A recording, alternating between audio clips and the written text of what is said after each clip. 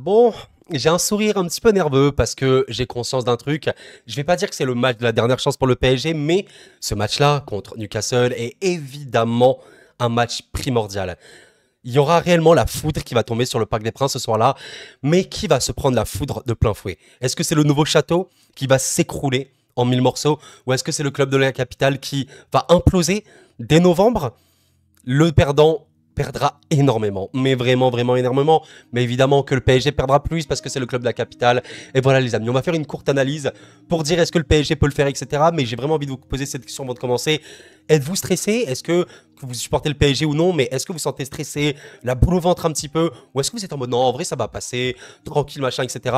On va essayer d'en parler. Et voilà, je suis très très heureux de vous retrouver en tout cas pour cette vidéo. J'espère que vous allez bien, sincèrement. C'est Koro, comme d'habitude, vous connaissez. Et voilà, on se retrouve pour un match qui s'annonce vraiment, vraiment, vraiment spectaculaire, je l'espère, mais un match ultra décisif. Parce que comme vous le voyez, le PSG est à 6 points, Newcastle est à 4 points.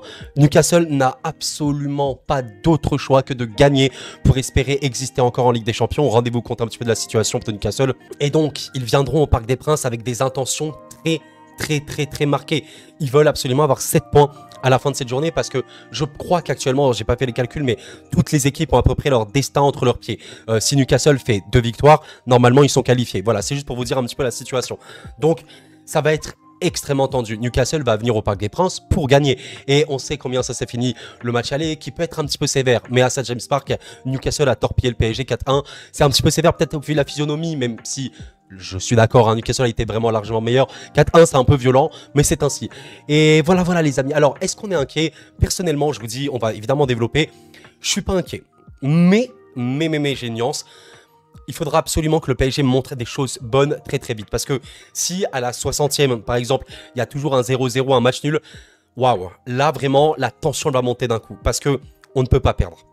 Ce match-là, il doit être gagné. C'est que si tu ne gagnes pas ce match-là, ta saison en Ligue des Champions, en tout cas, elle est arrêtée. Et on sait que le PSG, c'est la Ligue des Champions aussi. Voilà, et évidemment, Newcastle est vraiment sur une très bonne dynamique. A encore une victoire en Première Ligue, une très belle victoire contre Chelsea. Alors oui, Chelsea a vraiment fait des erreurs assez aberrantes, même si voilà, il y a quand même eu énormément de tirs côté Newcastle. C'est vraiment une équipe très belle à voir, sincèrement. Et comme vous pouvez le voir, on est quand même sur une équipe qui est 7ème de Première Ligue, qui est vraiment bien, hein, qui tient vraiment le top 8 comme d'habitude. Ces dernières saisons et qui a énormément marqué, hein, évidemment 31 buts marqués, bah les amis c'est littéralement la meilleure attaque de Première Ligue, littéralement derrière Manchester City et égalité avec Aston Villa. Rendez-vous compte du truc, c'est énorme et bon c'est aussi dû parce qu'il y a une très belle animation dans cette équipe, hein. C'est vraiment une équipe qui joue très bien au football et avec une ligne d'attaque que je trouve très belle. Vous savez, Almiron, Gordon, Isaac, mine de rien c'est vif, c'est rapide, c'est percutant et il y a comme une finition. Isaac termine bien, ça va claquer 20-25 buts en PL je pense et c'est vraiment bon. Et voilà, c'est aussi dû à un bon milieu de terrain. Alors on va évidemment évoquer les blessures côté Newcastle parce qu'il y en a, mais voilà, le milieu de terrain est vraiment bon également. Guimarães c'est un vrai taulier même si Tonali est absent. Le petit Miley, hein, qui a Miley, pas trop comment on prononce, qui a 17 ans les amis, le jeune de Newcastle, hein, qui a fait ses débuts. C'est assez fou ça les amis, vraiment. Et voilà, Joelinton qui était revenu de blessure, qui n'était pas là contre le PSG il me semble, hein, si on regarde là. Voilà, il n'y avait pas Joelinton, voilà, il y avait Longstaff, etc. Mais il n'était pas là parce qu'il était blessé. Et voilà, donc c'est fou parce que honnêtement ça va être à peu près la même compo sur le match aller, en tout cas d'un point de vue d'attaque. Le milieu de terrain c'est ce qui changera le plus je pense, et il y a quand même des blessés dans la défense, mais est-ce que ça va vraiment compter? Oui, et on va en parler parce qu'il y a évidemment des points forts côté PSG. Alors quand on regarde la dynamique de Newcastle, comme je disais, elle est plutôt bonne malgré quand même des défaites, hein, il faut pas se mentir, c'est pas une équipe qui ne perd pas. Voilà, ça perd quand même contre Bournemouth juste avant la trêve avec voilà quand même un score 2-0, mais t'as quand même 19 tirs pour Bournemouth, parce qu'il y a vraiment un bon match, hein, pour eux. 10 cadrés, c'est quand même huge. Alors évidemment beaucoup d'arrêts de la part de Newcastle. En Ligue des Champions, ça reste sur 2 défaites de suite, hein, contre Dortmund à l'aller comme au retour pour eux. Et voilà, mais tu vois quand même qu'il y a des victoires très clutch. Tu arrives à battre Arsenal les amis, tu bats Arsenal, rendez-vous compte. Alors je pense sincèrement que vraiment Newcastle est très fort à domicile. Pour le coup, c'est un peu une forteresse. À domicile, Newcastle, c'est vraiment une forteresse. À l'extérieur, c'est un peu moins le cas. On va pas se mentir, à l'extérieur, quand même, tu vois que Newcastle, bon, il y a quand même des victoires à l'extérieur, je dis pas, mais voilà, il y a des matchs nuls. Il y a un autre match nul par ici. Bon, évidemment, à l'extérieur, là, tu as perdu notamment contre Bournemouth, contre Dortmund, et voilà, tu fais encore un match nul contre West Ham. Voilà. Et en fait, quand tu regardes, à part cette grosse victoire contre Sheffield, c'est pas une équipe qui performe à fond à l'extérieur. Et c'est ça qui est assez fou. Donc maintenant, tu vas quand même te déplacer au Parc des Princes, hein, pour Newcastle. Et la question, ça va être, est-ce que tu vas pouvoir jouer comme tu le fais d'habitude au Parc des Princes? Alors, le Parc des Princes, on connaît, surtout dans les grandes soirées, c'est une ambiance de fou furieux. Et on sait que le PSG, c'est là où ils sont le plus à l'aise, c'est normal, hein, c'est comme toutes les équipes au monde. Et pourquoi je suis pas particulièrement inquiet? Parce que on va quand même basculer sur le PSG. Le PSG, certes, ils sont pas dans une bonne situation en Ligue des Champions. Il y a quand même 2 défaites. Les amis, 2 défaites. C'est une première dans l'RQSI. Le PSG n'a jamais perdu 2 fois en Ligue des Champions, en poule, et ça a un problème.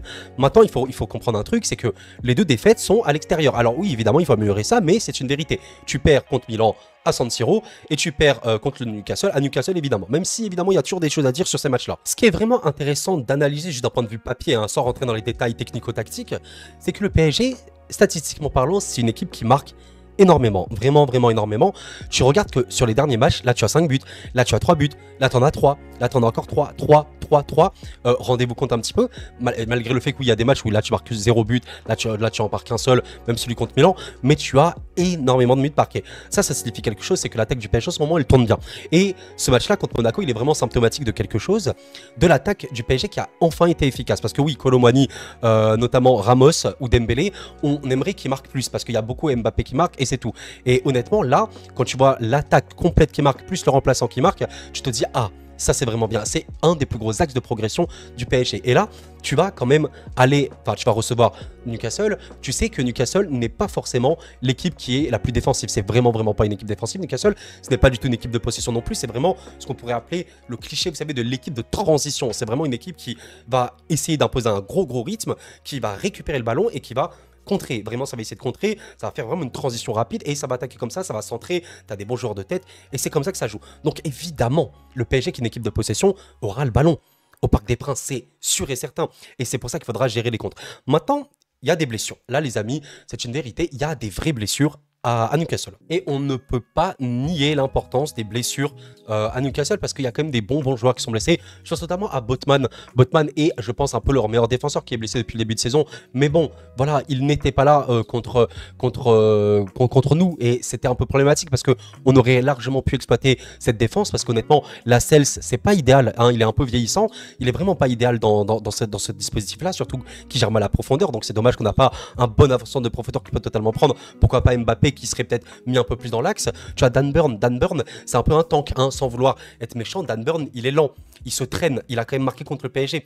Il y a un problème parce que Dembélé, Hakimi sur Dan Burn, il ne peut pas gérer. Legit, il ne peut pas parce qu'il n'a pas les compétences. Et voilà. Donc, Dan Burn est blessé, hein, de toute façon. Murphy est blessé, donc c'est quand même une blessure importante pour eux parce que c'est quand même un vrai bon joueur, même si évidemment, on sait que celui qui est titulaire dans ce club, c'est plus Almiron dans le poste d'ailier droit. Mais il est vraiment très bon, surtout qu'il peut aussi jouer un peu, on va dire, piston droit, bon bref, donc tu as quand même des blessures importantes, donc Dan Burn, j'en ai parlé, malgré le fait qu'il soit lent, bah, c'est quand même un petit pilier de l'équipe. Alors Callum Wilson, pour le coup, c'est quand même une bonne blessure pour le PSG, je sais que c'est pas trop bien de dire ça, mais même si Isaac est évidemment le titulaire, bah, Wilson est vraiment bien, et Willock pour le coup est aussi important. Donc en fait, tu as des blessures importantes qui fait que en fait le banc réellement de Newcastle sera affaibli, mais vraiment affaibli. D'ailleurs, ce match-là, qui remporte contre Chelsea avec quand même une erreur assez aberrante de Thiago Silva, voilà par exemple, hein, pas que, on va pas analyser ce match-là, il y a eu un carton rouge de Reece James, même malgré le fait que c'était des vrais beaux buts. Hein. Il y avait un manque de banc. C'est pour ça que notamment Miley était titulaire alors qu'il avait 17 ans. Rendez-vous compte d'un truc. Et quand tu vois le banc, bah, je suis désolé, mais Dumet, bah, comme vous le voyez, non, je me trompe de joueur, mais Dumet était là, Diallo, Murphy, etc. Vous savez, ça, c'est vraiment des joueurs, c'est vraiment des remplaçants. Là, vraiment, quand vous voyez que Botman n'est pas là, que Murphy n'est pas là, que même Anderson, j'en ai pas parlé, mais qui est quand même important, que Burn n'est pas là, ou Willock, Wilson ne sont pas là, bah c'est un problème parce que de base, eux, c'est les titulaires / remplaçants. Et en fait, là, c'est un peu les troisièmes choix. Vous comprenez ce que je veux dire? Donc, c'est un avantage très important pour le PSG parce que tu vas affronter un Newcastle qui a une équipe type forte parce que l'équipe type que le PSG va affronter, c'est celle-là, hein, grosso modo. L'équipe que vous avez vu contre Chelsea, à part, je sais pas, truc chelou, c'est ça qui va se passer. Hein. Grosso modo, bah non, le banc, c'est le banc. Il va pas avoir de changement par rapport à ça. D'ailleurs, j'ai remarqué quelque chose. Longstaff n'était pas sur le banc contre Chelsea parce qu'il était blessé et je ne le vois pas dans la liste des suspendus ou des blessés sur Transfer Market. Donc, Longstaff, on peut quand même le noter.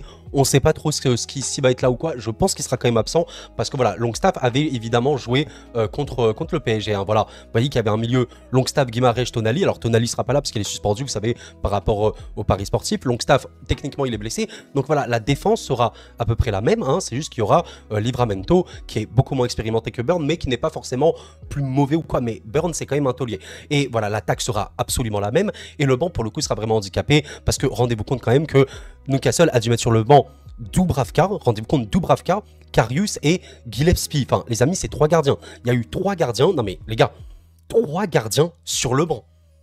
On se rend compte ou pas? C'est juste pour vous dire à quel point Newcastle va arriver au Parc des Princes en ayant cette équipe type forte. C'est une bonne équipe type, c'est vraiment une très très bonne équipe type, mais la profondeur de banc n'est pas là.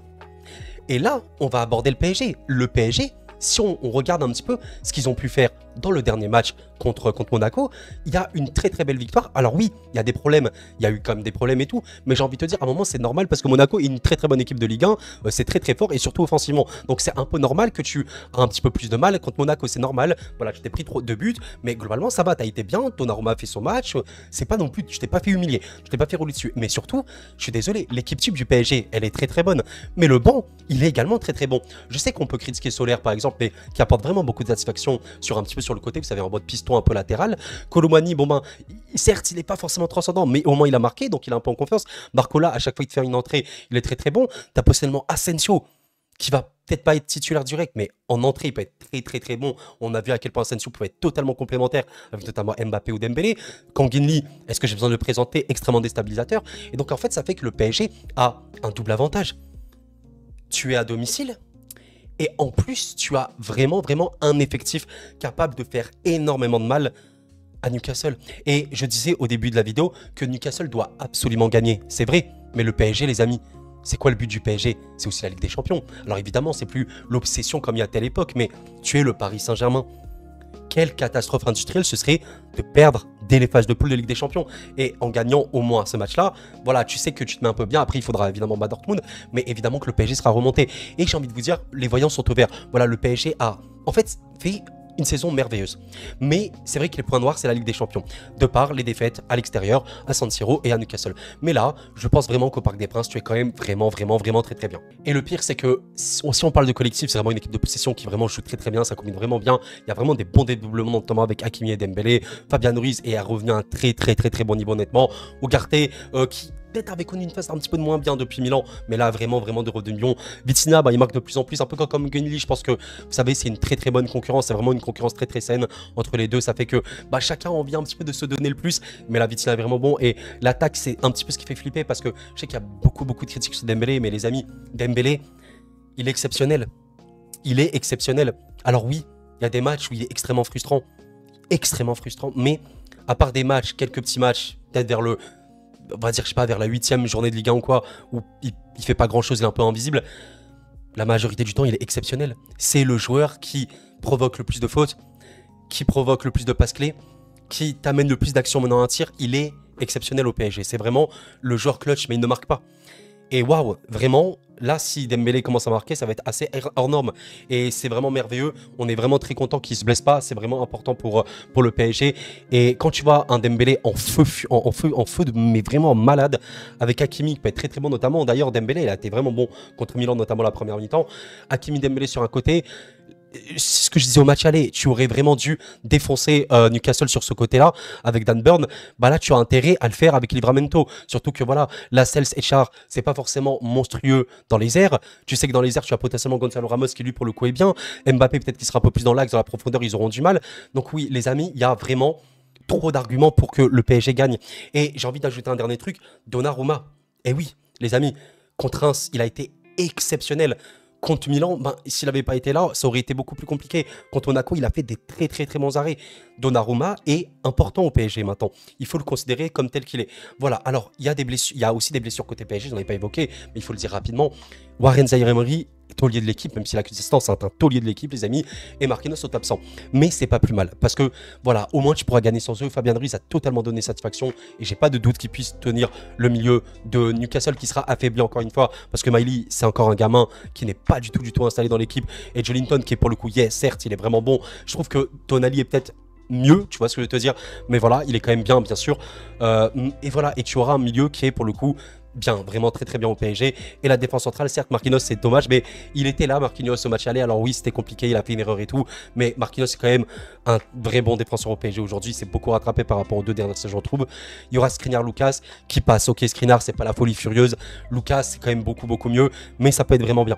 Donc voilà, grosso modo, les amis, je pense sincèrement que le PSG peut le faire. Et j'ai envie de te dire, le PSG a intérêt de le faire. En tout cas, voilà, vraiment, pensez à me donner votre avis. Sincèrement, pensez à me donner votre avis parce que, grosso modo, là, on peut évoquer ce match pendant des heures et des heures, mais partez du principe que c'est une équipe offensive, Newcastle, qui n'est pas habitué à bien défendre, sincèrement, qui peut se prendre beaucoup de buts et qui va pas avoir la possession. Donc si tu arrives à bien combiner, à bien te dédoubler, à essayer de perturber aussi l'adversaire avec Mbappé qui passe sur le côté, puis dans l'axe, etc., à jouer vite, les amis, je veux dire, c'est le football. Et à un moment, tu as des adversaires qui sont plus forts.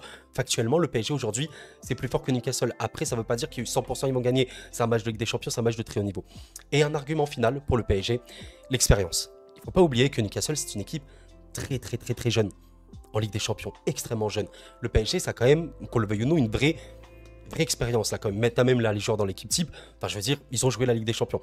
Maintenant, il faut gagner ce match-là. Alors, moi, j'aimerais bien qu'il y ait un score très lourd, évidemment, et je l'espère sincèrement. J'ai envie que le PSG, même s'ils doivent mettre 5-6 buts, qu'ils mettent 5-6 buts. Et honnêtement, c'est possible. Parce que Newcastle est offensif. Même si là, ils vont vraiment jouer à fond en contre. Maintenant, on verra. On verra, c'est le football, les amis. Bref, en tout cas, j'espère que vous avez apprécié cette petite vidéo. C'était analyse, un petit peu aussi pour discuter. Parce que voilà, vraiment, moi, j'aime bien discuter.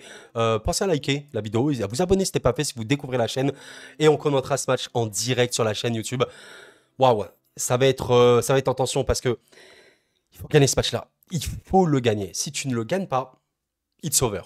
It's over. Et non, il faut gagner ce match-là. Il y a tellement moyen de les faire mal. Il y a tellement de moyens de les faire mal.